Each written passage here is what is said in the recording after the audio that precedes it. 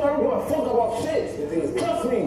Trust me, you don't know me. Bro, go look at my season. Him and Baye don't even have no issue. Very small Him and Baye do not have any issue. Yeah, but she talked to my friend's shit. Any small thing I will vex in this house. I'm looking for a target, trust me. Anybody that talks to my friend's shit, they're targets. My boy, Ike, is my brother. Can we say please to each other, please? Definition is different. You see her, she get power to for me to talk. A handful of people can talk to me. And you are inside that brackets.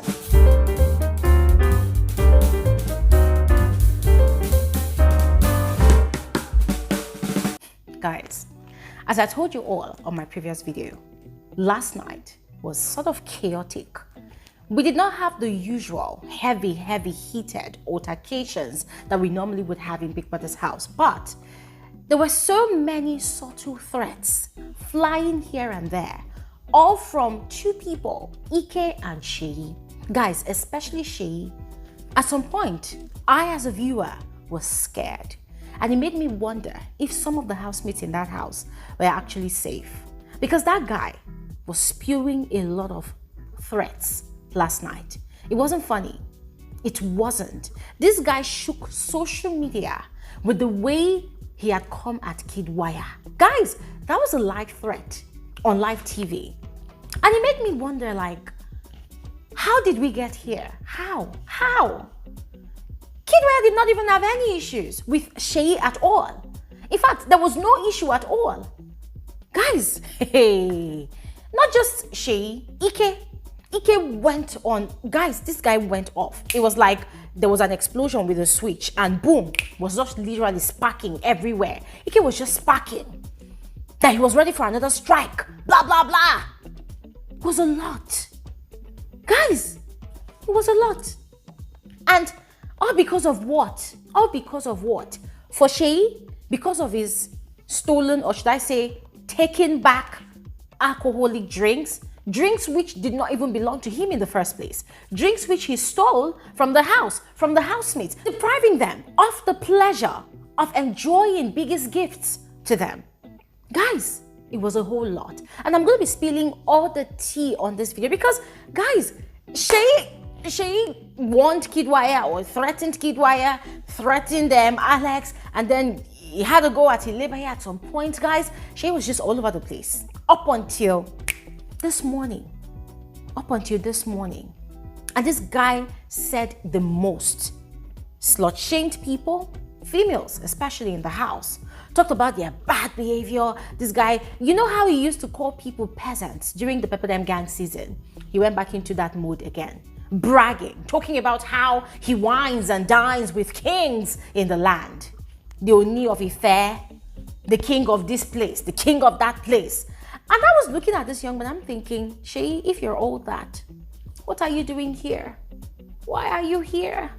You shouldn't be here. If you're made, if you're that made, if you're a VVIP, you shouldn't be here. You know what, guys? Let's get into this video. I'm going to spill all the details, every single one of them, all right?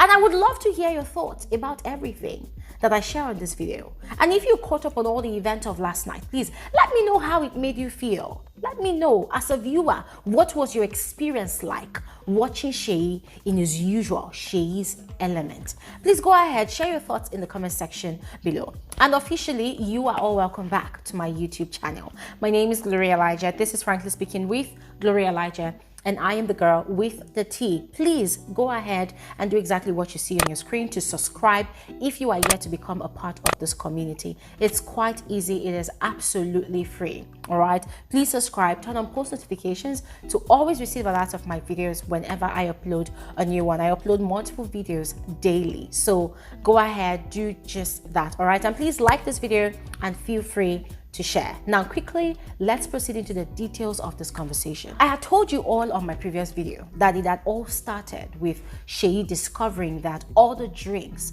that he had stashed away from the house had equally been stolen back from him by, of course, the rightful owners, the housemates. He was livid. This guy was spewing fire and brimstone.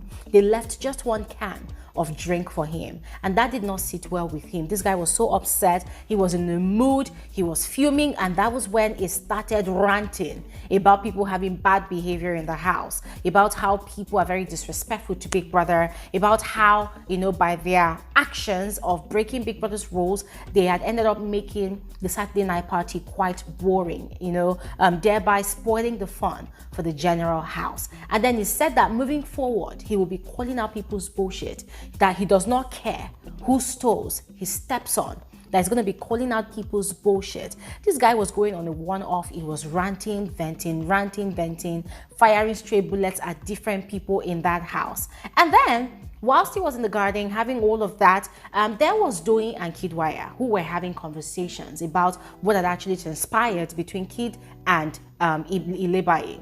Now, Kiddwaya was still trying to clear his name with Doyin. And we know that Doyin, yes, she's very vocal, but sometimes she tends to have this knack for not allowing people speak. She's always the one that speaks. So Kiddwaya was trying to explain to him that, listen, Ilebaye and I had an agreement about the money point task. If you think I'm lying, let's call her, let's talk about it. But Doyin refused, but she was still standing on her own belief that Kiddwaya deliberately, you know, cheated Ilebaye on that task. And then Kiddwaya was equally trying to explain to her that he did not even have a go at Ilebaye, he did not even attack her. It was actually Ilebaye that was attacking him and Pere. Doyin said she did not believe what he was saying. And that was where Kiddwaya automatically went out into, I think, the lounge, or was it outside the house, to go and drag Pere and Ike to the blue room where Doyin was. Now, as Kiddwaya was going out, Doyin was shouting for him not to go and call any of them, because for her it wasn't necessary, that they should just have the conversation between both of them. She was actually avoiding any confrontation between herself and Ike because she's still very upset with Ike for what he had done to Ilebaye. But Kiddwaya did not listen. That was how Kiddwaya went, dragged Pere and Ike into the blue room. And then he started asking Pere to please explain what had actually happened, you know, about the whole conspiracy thingy and the whole conniving episode that they had had before Ike had actually perpetrated that act of vandalism on Ilebaye's properties. Now, Pere had explained his own part. And then Doyin was still digging deep. She was still probing. Doyin was still just trying to make a point.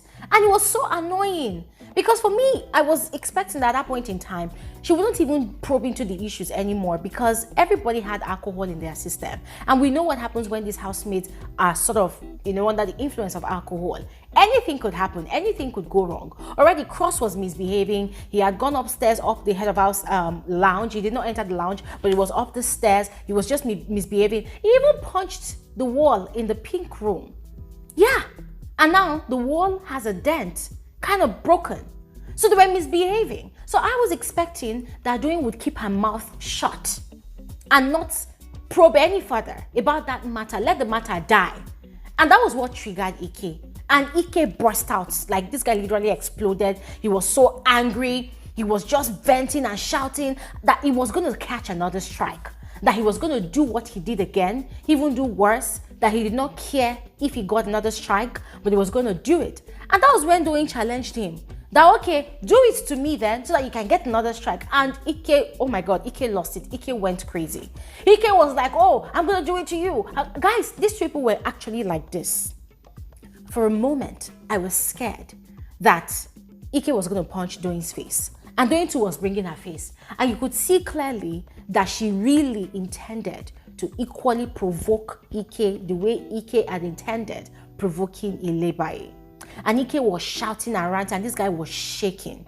This guy was shaking. He was angry. Doyin had been dragged outside the room, and then Ike had been led into the pitch room. And so he was there, and Venita was, you know, talking to him. Venita had to carry the matter on her head. That one is always looking for fight. She was already insulting Doyin, already, you know, bringing back the whole episode of this morning, of yesterday morning and the previous night, where she had started insulting Doyin, calling Doyin names. That was exactly what she was doing again last night. And then Ike started palpitating. It was like he could not breathe. It was like he was so angry, he wanted to actually hurt somebody.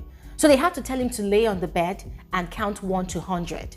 So Venita had to sit on him. Like, guys, it was such a scary scene. It was so scary because Ike was so triggered. For him, he wanted to do something crazy again last night. And for him, he was ready to catch another strike. So it was so crazy, guys. It was heated. It was scary. Personally, I was really upset with Kiddwaya because I felt like what he had actually done was instigation.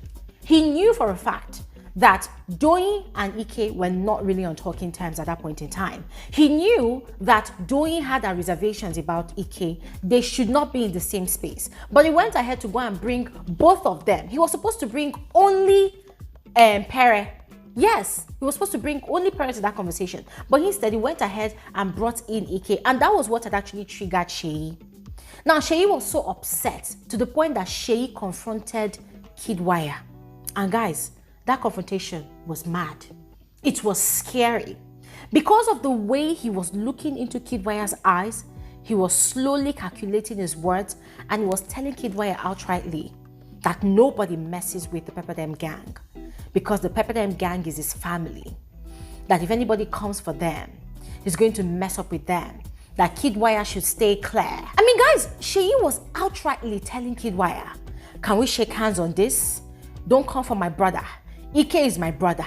Now, it was like the same thing Ike had done, to Ilebaye the other night, fighting Seyi's battles. That was what Seyi was going to do for Ike. So he was calling Ike his brother and saying Ike has a brand, a reputation to protect, and he is here to protect the reputation with his life. That was the point where Seyi lost me. Because I'm like, okay, Seyi, you were making sense when you were calling out Kiddwaya for his instigation, but at this point, you're not making sense anymore. Because he started making he started making annoying statements like, oh, that nobody in this house has the power to talk to him or the Pepperdam gang housemates because they are a gang. They are a gang. That the only person that has the power to talk to him is Mercy, is Fraud, is Venita, is Ike. That's even him, Kiddwaya. He has just given him a free pass to be able to talk to them. The Pepperdam gang nation. They call them the Pepper nation. That nobody else can talk to them.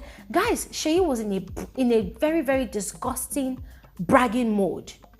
And you could see that Kiddwaya was genuinely shaken. Kiddwaya was genuinely scared. Kiddwaya was trying to explain to Seyi that no, that was not my intention. Seyi was literally shutting him up. And, still driving home his point that nobody can come close to even looking eyeball to eyeballs with the Pepper Nation. Guys, at that point in time, personally, I lost it. I said, we cannot have this. This is cultist behavior right here and there in Big Brother's house. Because who does Seyi think he is, inclusive of the Pepperdam gang housemates, that nobody can talk to them? And guys, it was the hypocrisy of it all for me. The hypocrisy of it all. And you see, Kiddwaya was kind of scared that after Seyi finished warning him, he hugged Seyi and then he went into the pitch room and everybody was shouting that he should get out. Even Ike would not have even gotten upset in that manner. But when he had gotten into the pitch room in the first place, ADEKUNLE had decided to instigate more and said, that earlier in the dressing room, that CEECEE and Doyin had a conversation. That they actually said that something is going to go down tonight amongst the guys. That they are ready. In other words, insinuating that Doyin deliberately provoked Ike. And I'm like, ADEKUNLE, were you in that room? Were you there? You just want to open your mouth and bear, and bear, and bear, and bear. Were you there, ADEKUNLE? At least, and mind your business. So when Kiddwaya had gone into the room to go talk to Ike, Venita was shouting at him, get the hell out of here, he doesn't want to talk to you. So Kiddwaya had ignored her and had gone ahead to apologize to Ike. Guys, see, for real, last night, for the first time, I believed what everybody else had said about Ike, that guy needs to see a psychotherapist. Yes, because that guy was acting like he was crazy last night. He was acting mad. He was smiling, but you could see that danger, that dangerous look in his eyes. That guy looked like he wanted to kill somebody last night. It looked like he wanted to burn down Big Brother's house to satisfy his madness. Guys, it was terrible. Very terrible and scary, as a matter of fact. Please go ahead and let me know your thoughts about Seyi's I don't know if I should call it even a threat at this point, or if I should call it a warning or an attack. Guys, his approach, his attack at Kiddwaya, was it necessary? His brags about Pepper Gang housemates, placing Pepper Gang housemates on this very high pedestal and making it look like the rest of the house were a peasant. What do you think about that, guys? Please let me know your thoughts in the comment section below, and I'll see you guys on another video soon. Have an amazing day. Bye.